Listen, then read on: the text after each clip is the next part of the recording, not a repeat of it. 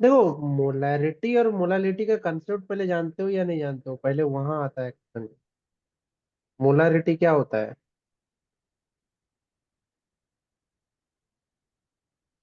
What is molarity? तो पता है ना क्या होता है molarity?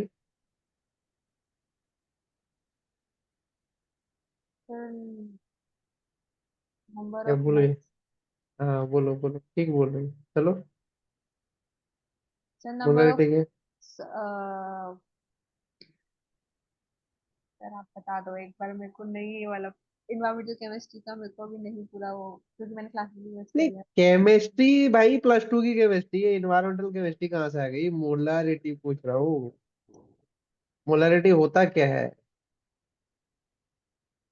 Sir number of moles of हाँ, सोल्यूट। सही बोल रहे हो, नंबर ऑफ।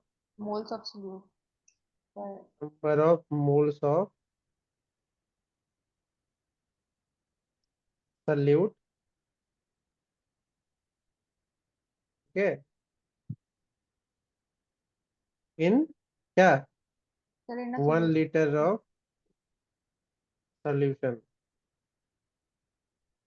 है ना? तभी तो इसकी यूनिट जो होती थी वो होती थी मोल्स लीटर इनवर्स, क्योंकि first order, second order, third order kinetics में हम पढ़ते थे। मोलरिटी का दूसरा अर्थ कंसंट्रेशन भी होता है, ऐसा यूनिट उसकी यही है। ये कहीं कहीं पे इसको एम से भी रिप्रेजेंट कर दिया जाता है। अब इसी के साथ एक और कंसेप्ट जुड़ा हुआ है, that is called as normality, जो तुमको केमिकल रिएक्शन करते टाइम काम आता है। व्हाट इज नॉर्मालिटी भी कोई पूछ देगा तुम्हें, नॉर्मालिटी का मीनिंग क्या बताओगे? इसके साथ बहुत कंसेप्ट जुड़े हुए हैं, इसलिए इसको भी जानना जरूरी है। कभी कभी वन नॉर्मल सोल्यूशन भी बनाने बोल देता है कोई। अगर नॉर्मालिटी नहीं जानोगे तो नॉर्मल सोल्यूशन भी नहीं बना पाओगे। ये क्या होता है? नंबर ऑफ, तो +2 की पढ़ाई है, number of gram equivalent of A solute. ठीक है। इन 1 लीटर ऑफ, 1 लीटर नहीं, वो पर लीटर होता है, पर litres of solution, litres of solution. ठीक है, यही है। अगर कोई एसिड दिया हो तो मोलारिटी का अर्थ होता है मोलारिटी इनटू, अगर मैं बात करता हूँ एसिड और एसिड्स, एसिड्स क्या होता है, जो नॉर्मलिटी होता है वो मोलारिटी इनटू बेसिसिटी होता है। मतलब क्या है? Number of H+ ions. ठीक है। और अगर हम बेस की बात करें, क्या होता है? N क्या हो जाता है? N=, molarity into acidity, number of OH-। ठीक है, ये सब कॉन्सेप्ट, ये थोड़ा बहुत कॉन्सेप्ट तुमको पता होना चाहिए, नहीं तो क्वेश्चन कैसे बनाओ। अब आता है तुम्हारा एक्चुअल क्वेश्चन जो पूछा। ठीक है। तो वो बोला कि इसमें इनिशियल वॉल्यूम जो है, इसका जो इनिशियल वॉल्यूम है वो दिया है 15 ml। बहुत शानदार, इनिशियल वॉल्यूम जो है 15 ml दिया है, जिसको हम V1 लेके चलते हैं, इनिशियल वॉल्यूम। ठीक है। अब इनिशियल मोलारिटी कितना है? 2 मोलर बोला है, तो मोलारिटी क्या हो जाएगा? 2 मोल लीटर इनवर्स, इसकी मोलारिटी हो जाएगी। या 2m भी लिख लो, कुछ भी लिख लो। ठीक है। इसको हम मान के चलते हैं M1 है। ठीक है। अब वो बोल रहा है कि when 285 ml of water is added to it, तो इसकी मोलारिटी कितनी होगी, यही है क्वेश्चन ना? तो हम क्या करते हैं, हमने एक कॉन्सेप्ट पढ़ा है, क्या बोले तो डाइल्यूशन का कॉन्सेप्ट। जब तुम डाइल्यूशन करते हो, ठीक है, डाइल्यूशन का अर्थ क्या होता है समझो। एक्सपेरिमेंट तो जानते ही होगे, डाइल्यूशन में क्या होता है सुदेश में, डाइल्यूशन क्यों करते हैं, पहले ये बताओ। तेजल पता है तो बता सकते हो, डाइल्यूशन करते क्यों हैं? सबसे जरूरी चीज है, डाइल्यूशन करते क्यों हैं? पता है? नहीं पता है? बता देते हैं। सपोज करो तुम्हारे पास स्टैंडर्ड जो है वो 1 ppm से लेके 5 ppm तक स्टैंडर्ड है, और तुमने एक वाटर सैंपल लाया जो कि है ग्राउंड वाटर। अब तुमको ये चीज पता है कि जो ग्राउंड वाटर है उसमें कंसंट्रेशन ऑब्वियसली बहुत ज्यादा होगा, ठीक है। तो क्या इस स्टैंडर्ड को यूज करने से तुम्हारा रिजल्ट सही आएगा? नहीं आएगा। नहीं आएगा ना, इस स्टैंडर्ड को यूज करो तो रिजल्ट सही नहीं आएगा। तुम क्या करोगे, इस ग्राउंड वाटर को डाइल्यूट कर दोगे। कितना टाइम डाइल्यूट करोगे? अगर ये 500 मोलारिटी वाला सोल्यूशन होगा तो इसको डाइल्यूट करने के लिए 100 टाइम्स डाइल्यूट करना होगा। 100 से डिवाइड करोगे तो 5 आ जाएगा, 5 ppm के पास पास आ जाएगा, तब इसको यूज कर पाओगे।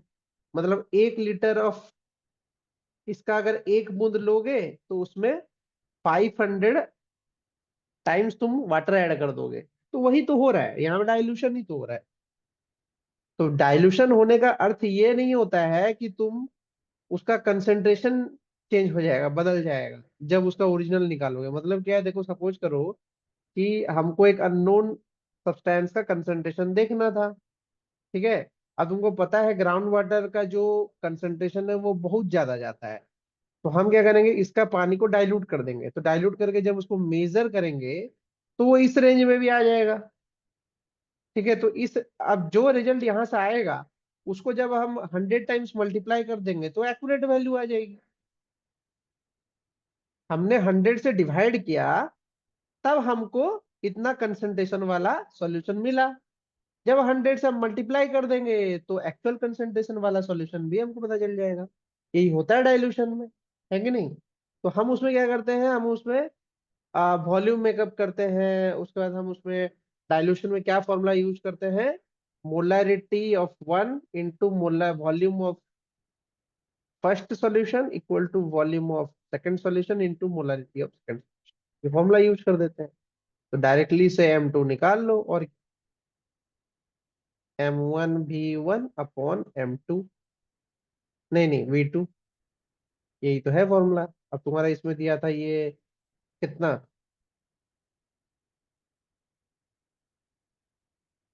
कितना दिया था।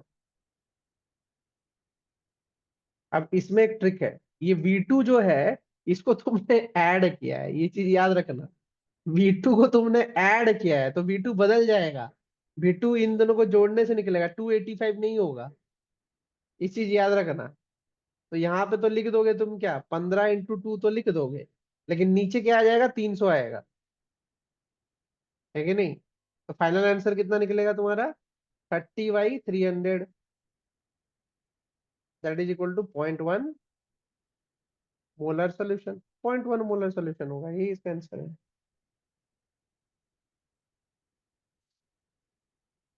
आ गया सुदेशना, कहाँ चली गई, दिख ही नहीं रही है, ना बोल रही है कुछ। तबीयत तो ठीक नहीं है नहीं, तुमको समझ अभी। में आया कि नहीं, समझ में आया कि नहीं, तुम तबीयत ठीक नहीं हो, ठीक है, सोते रहना, कोई दिक्कत नहीं है। सोते हाँ सोते तो समझ आंसर दो। गया। हाँ तो समझ गया। डाइल्यूशन सुन मतलब रही समझ हूँ। में आया ना, डाइल्यूशन का मतलब समझ में यस आ सर। रहा है ना। यस। तो यही है इसकी कहानी वाली। कहाँ पे 0.1, 0.2, कुछ भी आएगा तो उसको देखते आना। और क्या क्वेश्चन था भाई, क्या नहीं आया समझ।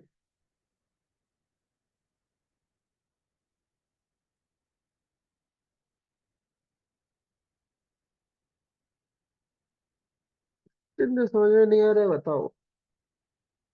सारे क्वेश्चन करने भी जरूरी, बताओ क्या नहीं आया समझ में?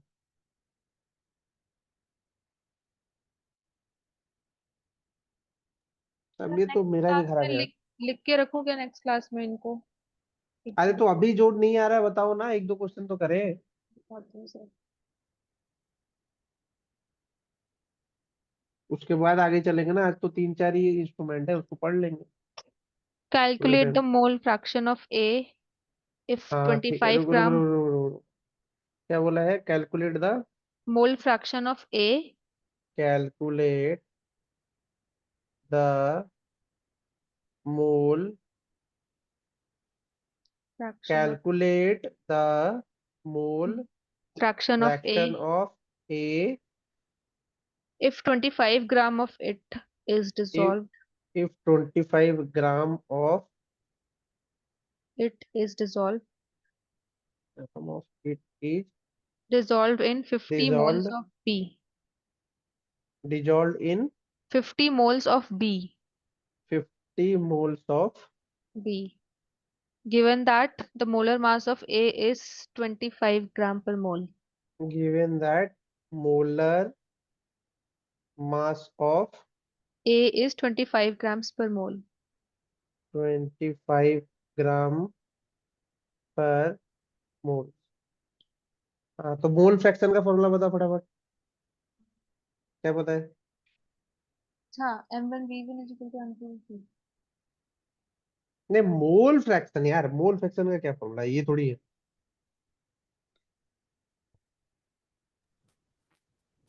मोल फ्रैक्शन का ये थोड़ी है। The mole fraction of a particular compound A is equal to the number of moles of is equal to number of moles of that particular compound A divided by total number of moles. हम्म, ठीक है, चलते हैं, बात करते हैं इसमें। तो देखो मास ऑफ ए क्या दिया है?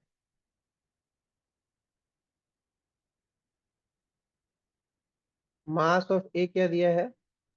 25। 25 ग्राम।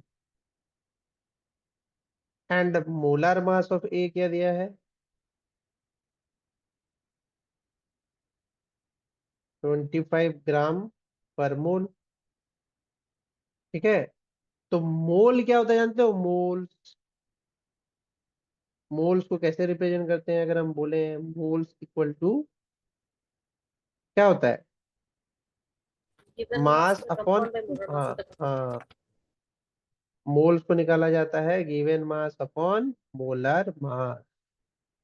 ये उसका सिंपल चौड़ा फॉर्मूला है। जब तुमको दिया है 25 ग्राम तो डिवाइड कर दोगे 25 ग्राम पर मोल।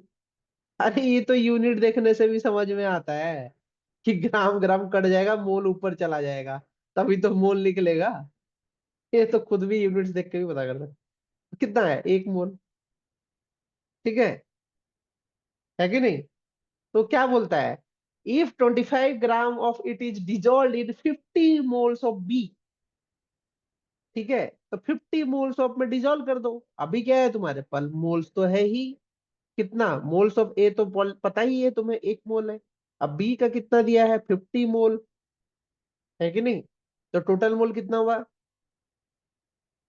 टोटल मोल्स हुआ तुम्हारा 50 + 1, that is equal to 51 moles. ठीक है ना? ये हो गया। अब मोलर फ्रैक्शन निकालना है, जो जैसे कि उसने बताया कि अगर मोलर फ्रैक्शन निकालना है तो पहले एक का नंबर ऑफ मोल्स ले लो, फिर टोटल नंबर ऑफ मोल्स, मतलब Na + Nb, टोटल ले लो। अब हमारे पास तो ऑलरेडी 1 मोल है ही ए का, और हमने जोड़ के 51 कर ही दिया है, तो 51 आ गया है। वैल्यू तुम्हारा 0.01 समथिंग जाएगा ना, तो जाएगा।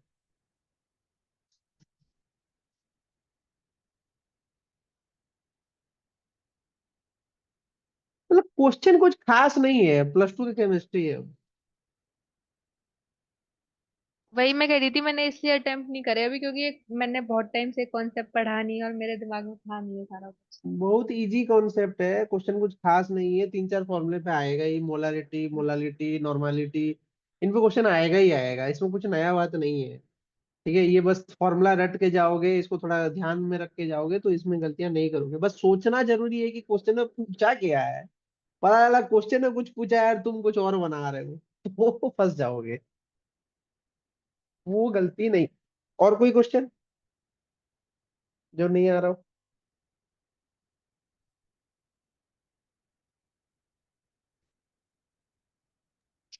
What is the molality of a dilute aqueous 0.02 N H3PO4 solution? रुको, what is the Molality of a dilute aqueous 0.02 molality of, dilute aqueous अच्छा, dilute aqueous 0.02 N H3PO4. 0.02 N Yes, sir. H3PO4 PO4. Four. अच्छा, ये है। Molality का formula बता दो तो फिर ये भी हो जाएगा। ये भी तो इजी है। तो देखना, मोलालिटी का क्या फॉर्मूला है? Number of moles of solute divided by the mass of the solvent in kg. Hmm. Sir तो चाणक्य का उस ग्रुप पर मैसेज आया है। क्या, उनके यहाँ लाइट नहीं है और इन्वर्टर भी डेड है उनके यहाँ पे। फोन में इंटरनेट नहीं है? फोन से कनेक्ट होने बोलो ना, फोन में नहीं चलेगा। उनका शायद वाईफाई अगर कनेक्ट करा तो शायद फोन में नहीं हो, अच्छा फोन ही नहीं होगा तो फोन में, अच्छा कैसे करेंगे पढ़ाई वढ़ाई, कैसे करेंगे? तो ऐसे छुट्टी मत। फोन नहीं होगा तो फोन से कनेक्ट करना तो जरूरी है। अच्छा, यहाँ पे क्या दिया है? 0.02 नॉर्मल H3PO4। ठीक है, ये दिया है सबसे जरूरी चीज। ठीक है, अब मैंने तुमको बोला था कि एक चीज तुमको याद रखना है, यहाँ पे नॉर्मलिटी का कॉन्सेप्ट आएगा। अब क्यों आएगा उसका कहानी है। क्या होता है, ये मोलारिटी बोला है या मोलालिटी बोला है? मोलालिटी बोला है ना? Yes, sir.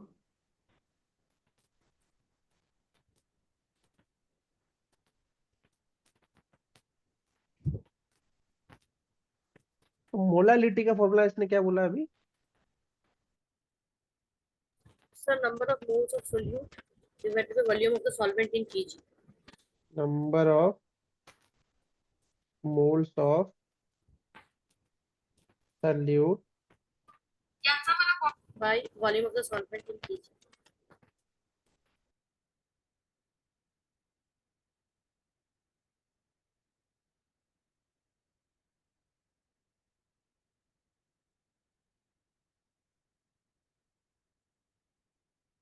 Solvent in kg. तो number of moles of solute कैसे निकालें वो बताओ, यहाँ पे number of moles of solute कैसे निकालें?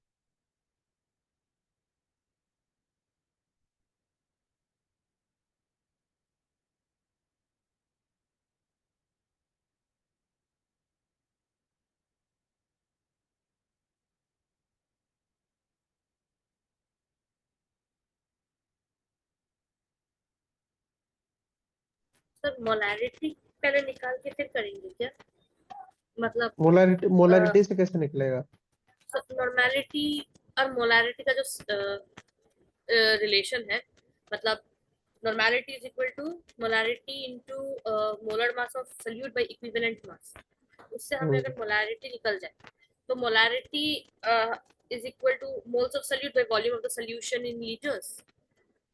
हम्म, तो उससे हमें सही है, moles सही है, हाँ सही है, of सही है। moles of solute मिल जाएगा, volume of the solvent in kg लगा दें। तो उसको कैसे करें? तो यहाँ पे जो तुम बोल रहे हो देखो, मोलारिटी करते हैं। मोलारिटी क्या होता है? नॉर्मलिटी अपॉन, उसको हम बोलते हैं एन फैक्टर। यस तो एन फैक्टर बोलते हैं, ठीक है। Yes sir. तो नॉर्मलिटी तो तुम्हारा दे दिया है 0.02, ये मोलारिटी है, ये मोलारिटी है, ठीक है, वो दे दिया 0.02। इन H3PO4 का N3 होगा बोल के कैसे पता चला तुमको? सर वो कितना हाइड्रोजन आयन रिप्लेस कर देगा? हाँ एग्जैक्टली, मैंने मतलब बोला था ना कि ये जो H3PO4 है ये है क्या? ये है PO4 3 एसिड। माइनस। हाँ एसिड है। ऑक्सीडाइज। अभी मैंने तुमको फॉर्मूला बताया ना, क्या ऊपर बताया यस ना सर। तुमको फॉर्मूला, ये रहा। M into basicity, yes sir. Normality होता है। तो बेसिसिटी मतलब number of H plus ion. तो number of yes H sir. Plus ion कितना है? 3 है 3 3 है यस। ना? Yes, sir. इसलिए एन फैक्टर यहाँ पे 3 होगा। ये एन फैक्टर एक्चुअली में बेसिसिटी होता है एसिड के, Yes. ठीक है। तो ये कितना आएगा, 0.0067 6, तक 7. कितना तक जाएगा, 7 जाएगा। 20 है ना, 3 से डिवाइड करोगे तो 2 बार डिवाइड Yes, sir. होगा ही, Yes. ठीक है। अब तुमको क्या एज्यूम करना है कि नहीं ये तो भाई 1 लीटर में डिजोल्व है, क्योंकि मोलारिटी निकल गया है तो इसको हम मान के चलते हैं ये मोल्स पर लीटर है, ठीक है। 1 लीटर सॉल्यूशन में ये डिजोल्व है, ठीक है।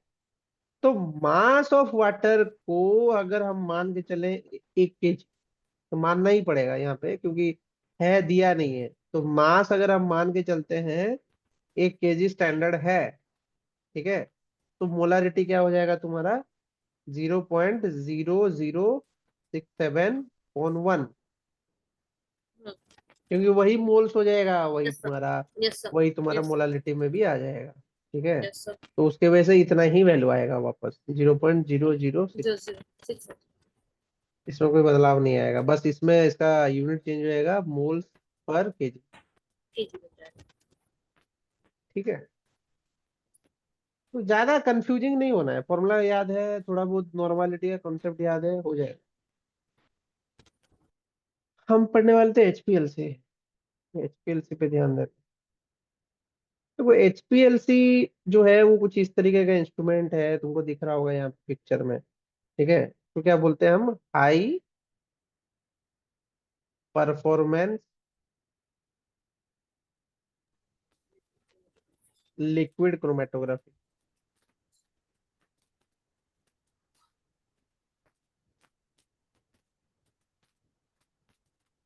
ठीक है। High performance liquid chromatography. लेकिन ये हाई परफॉर्मेंस क्यों है, फिर कहानी भी आता है कि why it is so high पर, ठीक है। क्योंकि इसमें क्या होता है ना, इसमें रिएक्शंस के बेसिस पे चेंज किया जाता है तुम्हारा। पहले में हम क्या देख रहे थे, सिर्फ एड्जॉर्ब हो रहा था या जो सॉल्यूट था वो मूव कर रहा था, ठीक है। यहाँ पे क्या होता है, यहाँ पे सेपरेट करता है एक अलग ही लेवल पे जाके, जब रिएक्शन होगा तब वो सेपरेट होगा, ऐसा नहीं होगा, ठीक है। तो इसमें एडवांटेज क्या है, इसका एडवांटेज ओवर अदर क्रोमेटोग्राफी क्या है, ये हमको जानना जरूरी है ना। यहाँ पे तुमको दिख रहा होगा एक मोबाइल फेज है, एक सॉल्वेंट डिलीवर बम्प है, ठीक है। वो क्या करता है कि इंडिविजुअल कंपोनेंट में तोड़ रहा है, ये जो मिक्सचर है ये इंडिविजुअल कंपोनेंट में यहाँ पे सेपरेट कर रहा है। जैसे कि यहाँ पे तुमने डिलीवरी पंप से इसको भेज दिया, पंप कर दिया, एक तो मोबाइल फेज है, मोबाइल फेज तो यहाँ से लेते हुए उसको जाएगा ही जाएगा, ठीक है।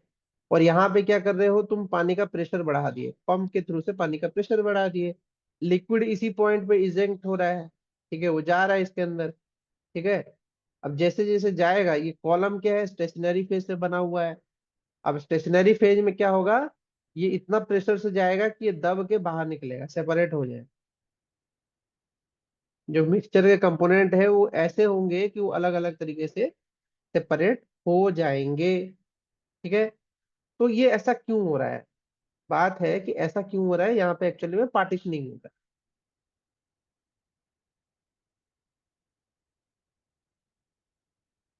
पार्टीशनिंग हो रहा है, क्या हो रहा है, बिटवीन मोबाइल फेज जो कि लिक्विड नेचर का है, लेकिन जो स्टेशनरी फेज है वो सॉलिड नेचर का है, ये इसमें फर्क। इसमें स्टेशनरी फेज जो है ये सॉलिड है, तो उस पर चिपक रहा है, ऑब्वियसली चिपक रहा है, लेकिन ऐसा चिपक रहा है कि पहले कुछ चिपकेगा, फिर दूसरा चिपकेगा, फिर तीसरा चिपकेगा, ठीक है, ऐसे एक एक करके चिपकेंगे। अब उसके बाद क्या है कि इसमें डिटेक्टर जो लगा है वो फिर इसके पिक्स को रिकॉर्ड करता है, जो अलग अलग पिक्स आते हैं फिर उनको रिकॉर्ड करके फिर वो बता सकता है। और इसके फायदा क्या है इसमें, कि इसमें ना तुम सब कुछ देख सकते हो। पैरासेटामोल का एफिशिएंसी भी एचपीएलसी से ही देखा जाता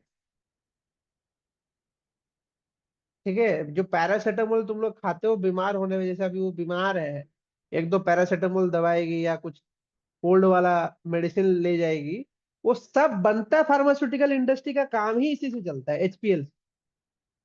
एचपीएलसी के बिना वो काम नहीं होगा, उसके मेडिसिन के जो परफॉर्मेंस है वो भी एचपीएलसी से ही देखे जाते हैं, कि कौन कैसा तरीके का कंपाउंड है, कैसा उसका वो रिएक्शन करके किस तरीके से वो हमको प्रोसेस करके दे रहा है, वो सब चीजें इसी से देखे जाते हैं। और ये काफी हद तक अच्छा इंस्ट्रूमेंट है, क्योंकि इसमें हर हर टाइप का ये चीजें तुम देख सकते हो, वाटर भी देख सकते हो, सॉइल भी देख सकते हो, एयर भी देख, सारे कंटामिनेंट्स तुम देख सकते हो इसमें। इसमें कोई मतलब वो इतना डिफिकल्टी नहीं है जैसे कि पहले क्रोमेटोग्राफी में था, जिसमें खाली लिक्विड ही लिक्विड देख सकते। ऐसा जरूरी नहीं है, एचपीएलसी में सब कुछ देखा जा सकता है। तो क्या कहानी है देखो, एचपीएलसी क्या है, फॉर्म ऑफ लिक्विड क्रोमेटोग्राफी, ये सेपरेट करता है, consist of A mobile phase, pump होता है, इंजेक्टर होता है, सेपरेट कॉलम होता है, डिटेक्टर होता है। ठीक है, अब इसमें क्या होता है, placement injection, small volume liquid tube packed porous material में चला जाता है, वेर इंडिविजुअल कंपोनेंट सैंपल है transported along the packed tube, जैसे कि यहाँ पे तुमको दिख रहा हुआ है, ट्रांसपोर्ट कर रहा है पैक्ड ट्यूब की तरफ, और वो जो है on the basis of gravity move कर रहा है। ग्रेविटी मतलब समझ रहे हो, मतलब जो भारी है वो नीचे नीचे जा रहा है, उस कॉलम में भारी जो है वो नीचे नीचे नीचे नीचे सेटल हो जाएगा, दूर तक जाएगा, और हल्का वाला ऊपर ऊपर रहता जाएगा। ठीक है, वो चीज होता जाएगा। तो component of the sample are separated by one another by the column of packing that involves various chemical and physical interaction, जो मैंने बताया तुमको कि उनमें क्या होता है, केमिकल और फिजिकल इंटरेक्शंस भी होते हैं। इसीलिए वो जो मटेरियल है स्टेशनरी फेज में वो उसको चिपका के रखता है, किसको, अलग अलग एलिमेंट्स को कैप्चर करके रखता है। अब जो सेपरेट हो जाते हैं, जो वहां से बाहर निकल जाते हैं, एग्जिट कर जाते हैं, उनको एक्सटर्नल टेक्निक से स्पेक्ट्रोफोटोमीटर का यूज करके उनके कलर इंटेंसिटी को देखा जाता है। मतलब इसमें दो तरीके के काम आ रहे हैं चीजें, एक तो क्रोमेटोग्राफी का भी काम हो रहा है, एक स्पेक्ट्रोफोटोमीटर का भी काम हो रहा है, दोनों तरीके से इसको मेजर करने में आसानी हो। ठीक है, तो ये उसकी फायदा है। अब इसमें है क्या देखो, अब ये इतना small volume of liquid sample ले रहा है, ठीक है, और डायमीटर देखो 3 से 5 माइक्रोन, मतलब कितना, 10⁻⁻⁶ मीटर में है। उसके अंदर से अगर वो जाएगा पानी का पार्टिकल, सोचो, डिवाइड नहीं हो जाएगा, इतना छोटा है। ये तो माइक्रोस्कोपिक लेवल पे जा रहा है पानी। माइक्रोब्स लेवल पे अगर पानी को तुम भेजोगे, और वो भी हाई प्रेशर में, तो डेफिनेटली उसके अंदर जो दूसरे पार्टिकल्स होंगे वो ऑब्वियसली अलग अलग हो जाएंगे ना, वो तो सिंपल सी बात। क्योंकि पानी के अंदर अगर सॉल्ट भी है, पानी को अगर बहुत प्रेशर दे दो तो सॉल्ट तो बाहर आ ही जाएगा, वाटर के मॉलिक्यूल पास पास आ जाएंगे, वो बाहर आ जाएगा। जैसे होता है किसमें तुम्हारा, जब तुम उसको वो करते हो, पानी को आइस में कन्वर्ट कर देते हो, तो सॉल्ट तो ऊपर बाहर ही आ जाता है, क्रिस्टल बन जाता है। उसी तरीके से हाल है, यहाँ पे भी वही हाल है। कंपोनेंट इसी तरीके से यहाँ पे सेपरेट आउट हो, रिएक्शन हो होके वो सेपरेट आउट हो जाता है। ठीक है, तो एचपीएलसी में ज्यादा कुछ कहानी नहीं है, बस इतना ही याद रखना है इसमें, कि मतलब ये पार्टिशनिंग होता है और 3 से 5 माइक्रोन के ट्यूब्स के अंदर चला जाता है, और जिसकी वजह से वो इजीली सेपरेट आउट हो जाता है। ठीक है,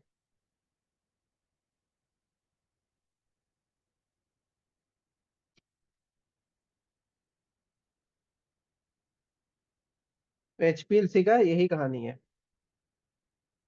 ये जो इंस्ट्रूमेंट था, ये देखो वर्टिकल कॉलम में है, इसमें देखो कितना स्टेज में हो रहा है। ये देखो कितना सारा वायर लगा है इसमें, बहुत सारा वायर लगा रहता है, ओरिजिनली देखो कितना सारा वायर लगा रहता है एचपीएलसी में, बटन्स होते हैं, बहुत सारे वायर लगे होते हैं। ठीक है, अब इसमें भी एक रिटेंशन फैक्टर और रिटेंशन टाइम वाली कहानी है, क्योंकि क्रोमेटोग्राफी पढ़ रहे हो तो रिटेंशन फैक्टर पढ़ोगे ही पढ़ो। ठीक है, तो जो रिटेंशन फैक्टर होता है इसमें, रिटेंशन फैक्टर वो क्या होता है, Tr - T0/T। ठीक है, तो ये होता है Tr जो होता है, वो होता है तुम्हारा रिटेंशन टाइम ऑफ एनालाइट। ठीक है, और ये T0 क्या है? Time taken by an unretained compound.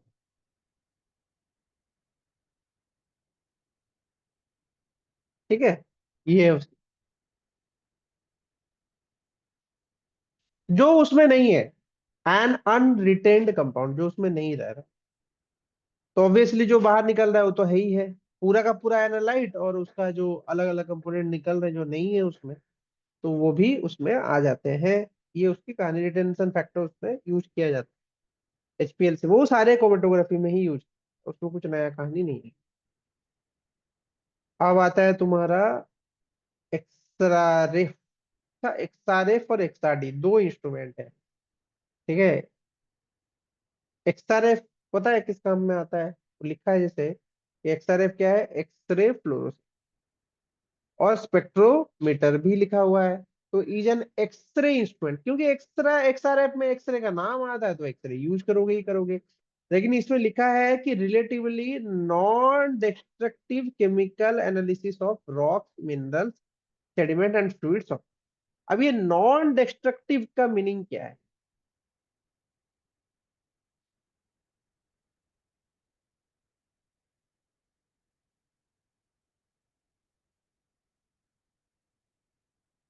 बता पाओगे?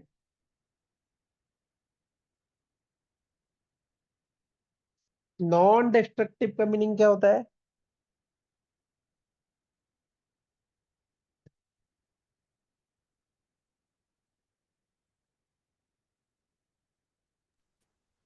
तोड़ना नहीं पड़ता, मतलब 5 पीसेस में कन्वर्ट नहीं करना पड़ता। नहीं, देखो बताता हूँ।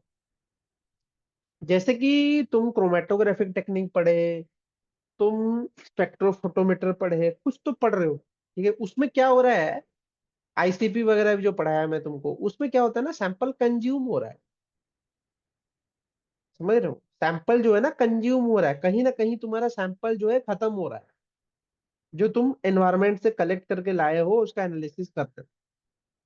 तो क्या हो रहा है? डिस्ट्रक्ट हो रहा है ना, डिस्ट्रॉय हो रहा है, तो इसलिए उसको डिस्ट्रक्टिव बोला जाता है। लेकिन इस फेज में XRF और XRD में जो सैंपल है उसको ना फिजिकली कोई डैमेज हो रहा है, पहला प्रॉब्लम। नॉन डिस्ट्रक्टिव का अर्थ है फिजिकली नो डैमेज, कोई डैमेज नहीं कर, और ना ही उसको अल्टर कर रहे हो, उसके किसी भी कंपोजिशन को अल्टर नहीं कर रहे हो, ना डैमेज हो रहा है, ना अल्टर हो रहा है, ना कंज्यूम हो रहा है, कुछ भी नहीं हो रहा है। ठीक है, बट फिर भी इसका एनालिसिस हो रहा है क्योंकि उसको एक्सरे पे एक्सपोज किया गया है। ठीक है, तो जो XRF, जो फ्लोरोसेंट एक्सरेज है, देखो एक्सरेज भी फ्लोरोसेंट एक्सरेज होता है। तो जो फ्लोरोसेंट एक्सरेज है वो क्या करेंगे, उसको डिटेक्ट करेंगे और एलिमेंट को बता देंगे कि हाँ ये भाई ये है। ठीक है, ये चीज ये है, ये चीज ये है, वो बता दे। क्योंकि इसमें एनालिसिस की कोई जरूरत नहीं है, ना डिजोल्यूशन है, ना बर्निंग है, ना कुछ सैंपल का तोड़ मरोड़ है। सीधा सीधा एक्सरे डाला और उसमें से जो एमिशन बाहर निकला, वो यूनिक एमिशन को डिटेक्ट किया और पता कर दिया कि नहीं भाई यही है, यही हमारा जो भी है यही है। ठीक है, तो इलेक्ट्रॉन माइक्रो माइक्रो प्रोब जो बोला जा रहा है, EPMA। ठीक है, इलेक्ट्रॉन माइक्रो प्रोब।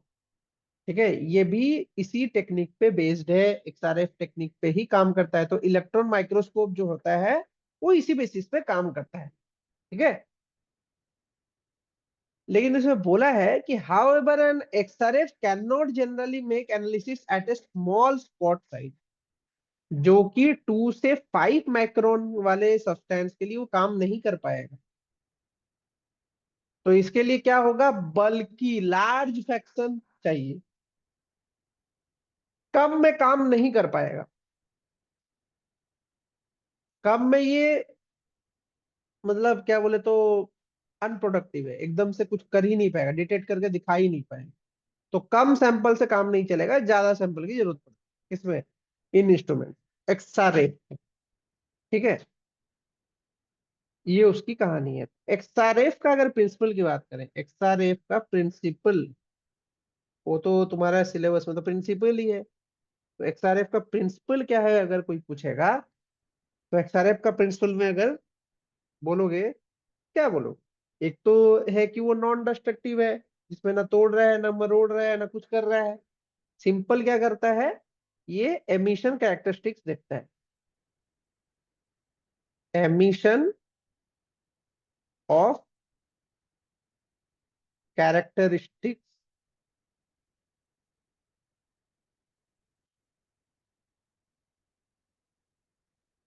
फ्लोरोसेंट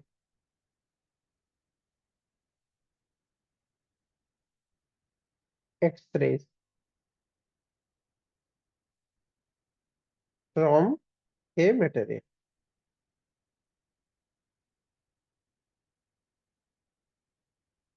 ठीक है, जब इसको हाई एक्सरे रेडिएशन में फेंका जाएगा तो ये कुछ फ्लोरोसेंट वाला नेचर दिखाएगा, जिसको डिटेक्ट करके हम पता कर। ठीक है, वही कॉन्सेप्ट है, वो तुम्हारा एटम एब्जॉर्ब करेगा, और फिर इनर सेल जैसे के सेल से इजेक्ट होके वो एल सेल, फिर उसके ऊपर वाले सेल तक जाएगा। ठीक है, तो जो वैकेंसी क्रिएट होगा, जिसके वजह से जो वैकेंसी क्रिएट होगा, वो क्या लाएगा, डिफरेंस लाएगा, किसमें, एनर्जी में डिफरेंस लाएगा। ठीक है, तो वही एनर्जी का डिफरेंस जो है, वो उस एलिमेंट के लिए एक यूनिक सिग्नेचर होता है, जिसको डिटेक्टर पता कर लेता है और उसमें से बता देता है। ठीक है, जैसे कि ये तुम्हारा एक मटेरियल है, उसमें से ऐसे इजेक्ट हुआ, एक एटम बाहर निकल गया, तो यहाँ पे खाली जगह हो गया। ठीक है, तो इसका एनर्जी और इसका एनर्जी दोनों का बीच का जो डिफरेंस है वो मेजर कर लेगा और उसको बता देगा एक्सआरएफ।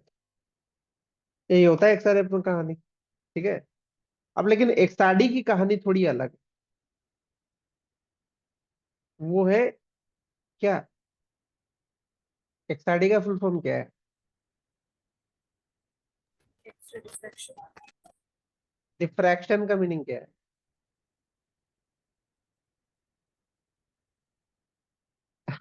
सुदेशना, डिफ्रैक्शन क्या होता है?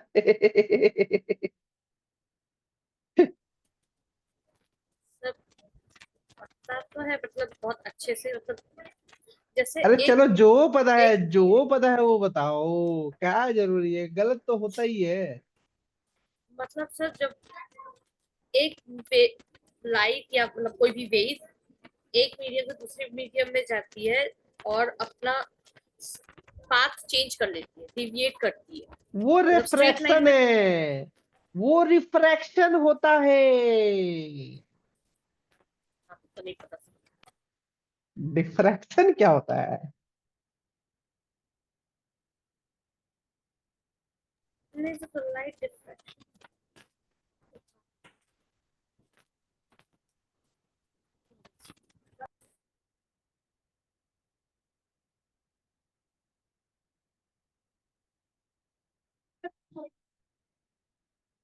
बड़ी, जाओ, बड़ी।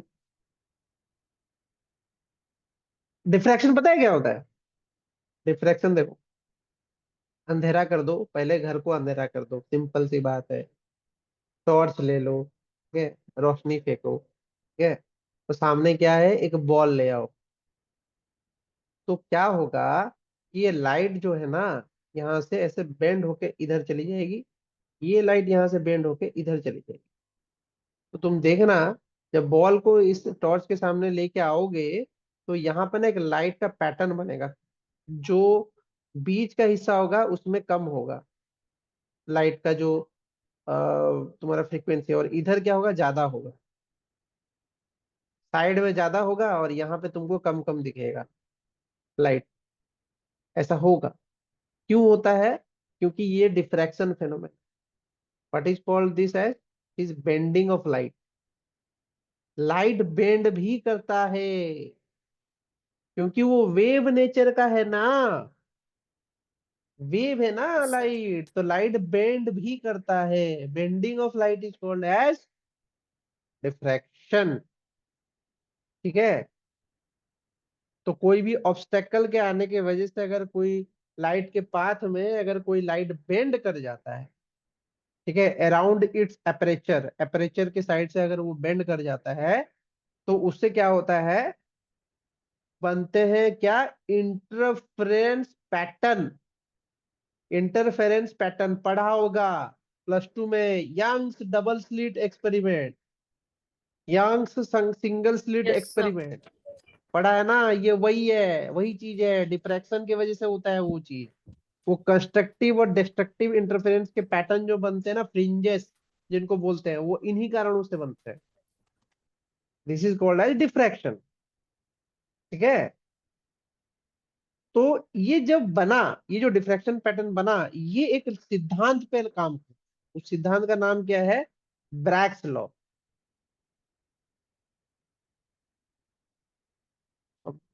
ब्रैग्स लॉ, ब्रैग्स लॉ में क्या है, वो बोलता है n lambda equal to 2d sin theta, n lambda equal to 2d sin theta, ये उसका फॉर्मूला। ठीक है। लैम्बडा क्या होता है, उसमें वेवलेंथ होता है। ठीक है, लैम्बडा वेवलेंथ होता है।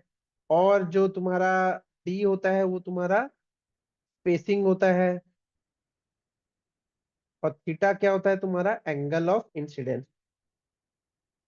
तो मैं तुमको दिखा देता हूँ कैसे काम करता है, एक्सआरडी का ब्रैग्स रूल दिखा देता हूँ।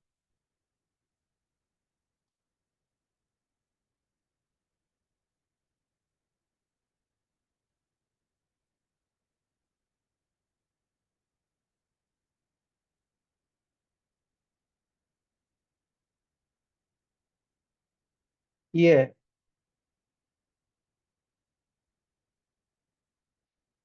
ये है, देखो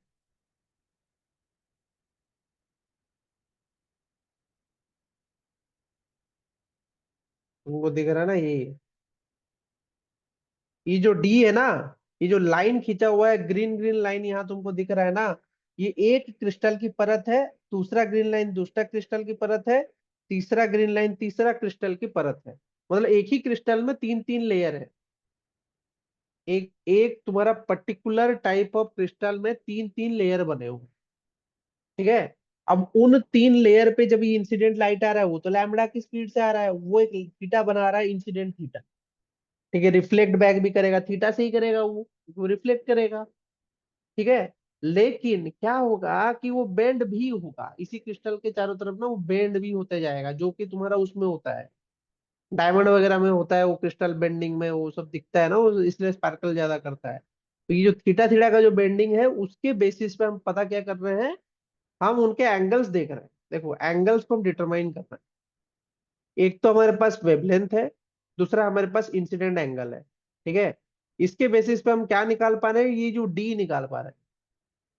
क्योंकि ये तुम देखो ना, एन लैम्बडा, अगर मैं इसको राइट एंगल ट्रायंगल ले लूं, क्या ये जो परपेंडिकुलर है और ये राइट एंगल ट्रायंगल बन जाए, तो sine theta equal to 2d नहीं हो जाएगा, तुम खुद देखो। ये ट्रायंगल को अगर मैं मान के चलता हूँ, सपोज करो, तुमको ये प्रूव भी कर देता हूँ। सपोज करो कि ये ऐसा है ना, यहाँ पे थीटा दिया था, यहाँ पे थीटा दिया। हाँ, थीटा थीटा दिया था, यहाँ पे लाइन खींच दिया, यहाँ पे लाइन, ये परपेंडिकुलर, ये परपेंडिकुलर। ठीक है। और ये जो लाइन है ये डी है। ठीक है, ये तुमको पता चल गया।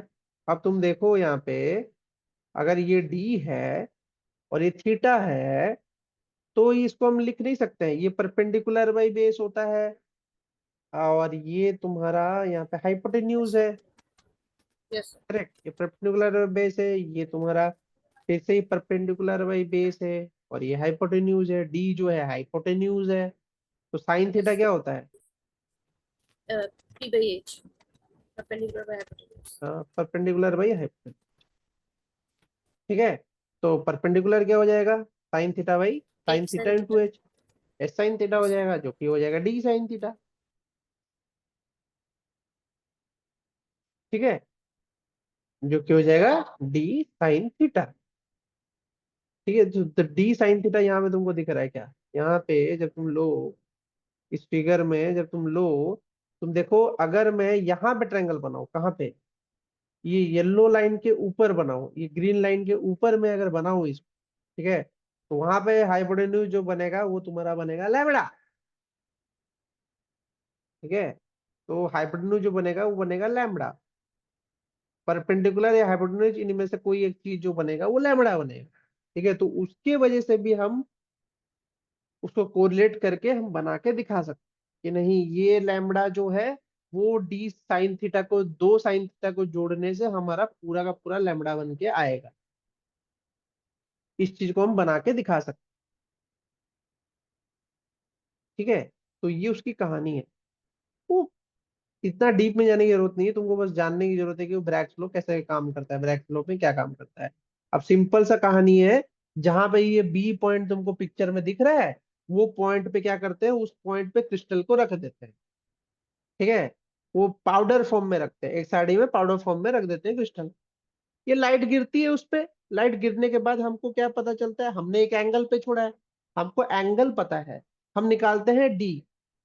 ठीक है, फिर उसके बाद क्या है कि पहले के जमाने में जिन्होंने एक्सआरडी से इसको देखा है, उनको पता है कि डी की वैल्यू कितनी होती है, एक पर्टिकुलर मिनरल की क्या डी की वैल्यू होती है वो ऑलरेडी पता होता है। तो उसी बेसिस पे हम बता देते हैं कि नहीं, ये जो है इस डी के हिसाब से ये मिनरल है वो। ठीक है, यही उसकी कहानी है। मतलब अगर डी पता चल गया, थीटा दिया हुआ है, थीटा ऑलरेडी पता है तुमको इंस्ट्रूमेंट का, क्योंकि तुम तो लाइट को उसी एंगल से फेंक रहे हो, तो तुमको थीटा पता है। और यहाँ पे तुम पाउडर फॉर्म में क्या रखे हो, तुम्हारा सब्सटेंस रखे हो। ठीक है, अब तुमको जब उसका डी पता चल जाएगा, डी जब पता चल जाएगा, तो उसका डी जब पता चल जाएगा तो तुमको इसके स्टैंडर्ड बुक से उसको कंपेयर करना। जे सी डी डी एक है तुम्हारा संस्था, ठीक है, जो कि इसको देखती है। तो इनमें जाके इसको डी स्पेसिस को पता करोगे तो तुमको मिनरल्स का प्रॉपर आइडेंटिफिकेशन मिल जाएगा। ठीक है, तो इसमें मैं काम किया हूं, मैं तुमको एक एक्सपेरिमेंट दिखाऊंगा, एक्सपेरिमेंट का डाटा दिखाऊंगा, तब समझ में आएगा, अभी नहीं समझ में आएगा। तो वो अगले क्लास में दिखाएंगे तुमको, एक्सआरडी का एक्सपेरिमेंटल डाटा दिखाएंगे, जिसके वजह से तुमको समझ में आएगा कि हाँ ऐसा ऐसा ऐसा ऐसा होता है, तो इस वजह से ये कहानी होती है। ठीक है, तो कल करेंगे वो इंस्ट्रूमेंट का काम जो है, कल बचेंगे। अब कल हम पढ़ेंगे ये सॉइल वाला कहानी, तो पढ़ना ही है, सॉइल वाला कहानी और एयर का पोल्यूशन का कहानी, थोड़ा डस्ट वाला कहानी पढ़ के फिर हम उसको सेम टाइम खत्म कर देंगे। ठीक है, तो अटेम्प्ट करो, क्वेश्चन अटेम्प्ट करो, पूरा दिन मिलता है सुदेशना, थोड़ा थोड़ा सा अटेम्प्ट करो, 10 10 10 12 क्वेश्चन, 10 12। Yes sir. आज पूरे दिन ही कुछ काम में बिजी थी सर, आई ही 7 बजे के करीब। सुबह ठीक 9:30 बजे से बाहर निकली। ठीक ठीक।